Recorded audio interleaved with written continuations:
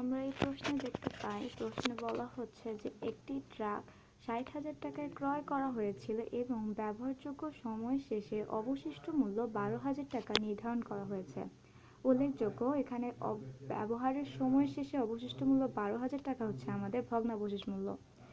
এরপরে বলেছে সরলরৈখিক পদ্ধতি অনুযায়ী মাসিক অবচয় খরচ ১,০০০ টাকা লিপিবদ্ধ করা হয়েছে। সুতরাং আমাদের ওই বছরের বার্ষিক অবচয় হচ্ছে ১,০০০ × ১২ বা ১২,০০০ টাকা।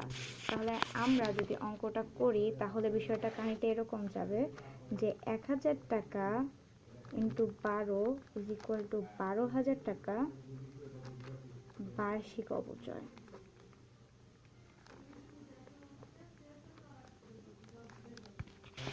এখন আমাদের বের করতে হবে অবচয়যোগ্য মূল্য, যেটা আমরা বের করতে পারি ক্রয় মূল্য মাইনাস ভগ্নাবশেষ মূল্য। আমাদের উপরের কোয়েশ্চেনে আমরা যদি খেয়াল করি, আমাদের ৬০,০০০ টাকাটা হচ্ছে ক্রয় মূল্য, তাহলে আমরা ক্রয় মূল্য ৬০,০০০ টাকা লিখবো এবং সেখান থেকে বাদ দিব আমাদের ভগ্নাবশেষ মূল্য, যেটা আমরা বলেছিলাম ১২,০০০ টাকা। তাহলে ১২,০০০ টাকা, ৬০ থেকে ১২ বাদ দিলে আমাদের অবচয়যোগ্য মূল্য হচ্ছে ৪৮,০০০ টাকা।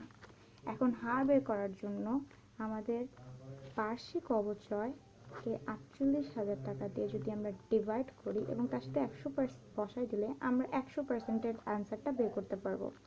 শূন্যগুলো কেটে দিয়ে ১২ × ১২, ৪ × ১২ = ৪৮। ১০০ যদি তারপরে যাই তাহলে ১০০ কে ১০০ / ৪ বা ৪ × ৪, ৪ × ২৫ = ১০০, তার মানে 25% হচ্ছে আমাদের অ্যান্সার, অর্থাৎ 25% হচ্ছে আমাদের বার্ষিক অবচয় হার।